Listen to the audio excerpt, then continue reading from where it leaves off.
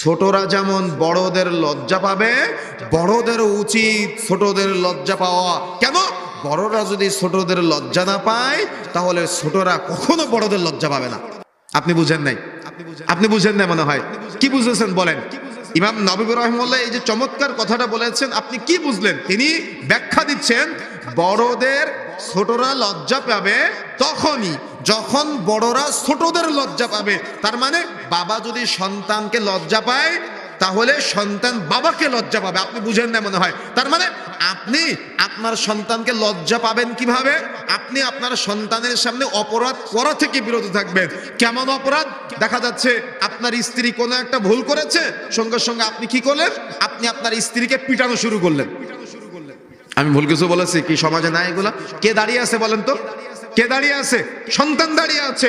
সন্তান বাবা মার মধ্যে মিল মোহাব্বত তৈরি করে দেওয়ার জন্য চেয়ারম্যান মেম্বার ডাকে, ইমাম সাহেবদের কাছে গিয়ে অভিযোগ করে যে আমার বাবা মা এই এই এই এই গন্ডগোল করেছে।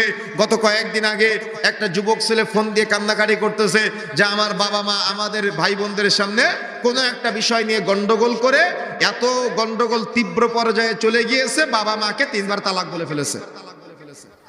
কথা বুঝেন না মনে হয়। তার মানে সন্তানের সামনে বাবা মায়ের কি কোনো মূল্য থাকলো?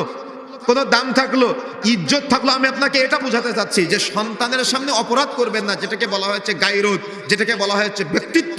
ব্যক্তিত্বহীন পুরুষ, ব্যক্তিত্বহীন বাবা মা কখনো আদর্শিত বাবা মা হতে পারে না, কখনো আদর্শিত অভিভাবক হতে পারে না। ও দেখে ওর বাবা দাড়ি কাটে, ছেলেও দাড়ি কাটবে, এটাই বাস্তবতা।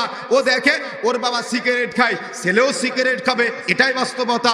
ও দেখে ওর বাবা সিনেমা দেখে, ছেলেও সিনেমা দেখবে, এটাই বাস্তবতা।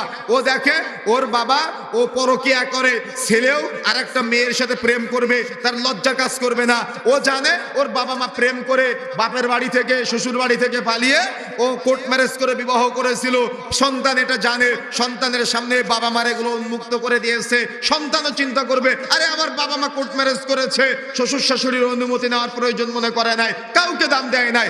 আমি সন্তান তাদের, আমি কিভাবে বাপ মাকে দাম দিব? আমিও প্রেম করে পালিয়ে কোর্টে গিয়ে বিবাহ করব। সে কখনো তার বাবা মাকে মূল্যায়ন করবে না, সে কখনো তার বাবা মাকে দাম দিবে না, এটাই বাস্তবতা।